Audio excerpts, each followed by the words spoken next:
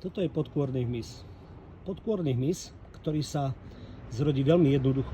Ak necháte neočistenú kôru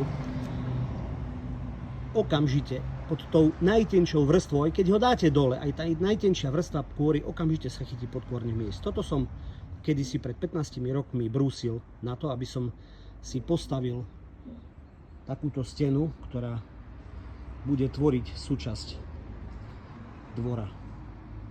Lenže, keď som to nechal v tejto podobe, okamžite sa ten podkôrny hmyz ujal a robí tak. Toto pozrite sa. Múku z dreva vám rozobere kompletne.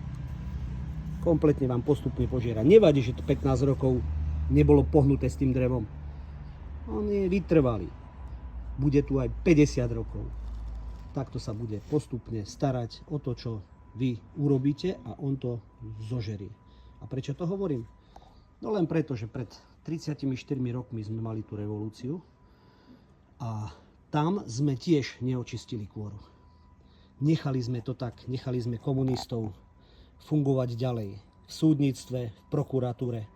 No a oni dnes, po rokoch, fungujú ako za socializmu. Napríklad, keď súd vyniesie rozsudok, uznesenie píšu mesiac, dva, aj 3, aj pol roka. A až potom príde právo. To, že skrachujete, to im nevadí. No a tento hmyz súvisí aj s tým, čo máme dneska na politickej scéne. Nechali sme komunistov a máme dnes Fica, predtým Mečiara, a oni takto rozoberajú tento štát na prach. Pomaličky, potichučky, tak, aby sa nikto nič nedozvedel. Ale všetko ide raz na povrch. To drevo sprachnivie, sa zlomí a skončíme ako v Grécku. A toto chceme dopustiť? Toto je náš cieľ? Blaha dnes povedal, že pozrite sa, v Rusku stojí 60 centov liter benzínu. No, ten istý Blaha, ktorý uvalil dane v službách Smeru, ktoré len dane tvoria takmer 1 euro z litra. A on chce 60 centovú cenu ako v Rusku? O čom mu ide?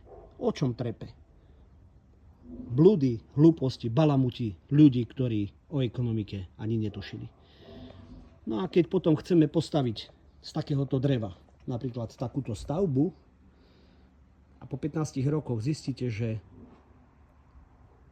podkôrny hmyz vám to veľmi slušne zožral, takto vyzerá aj náš štát.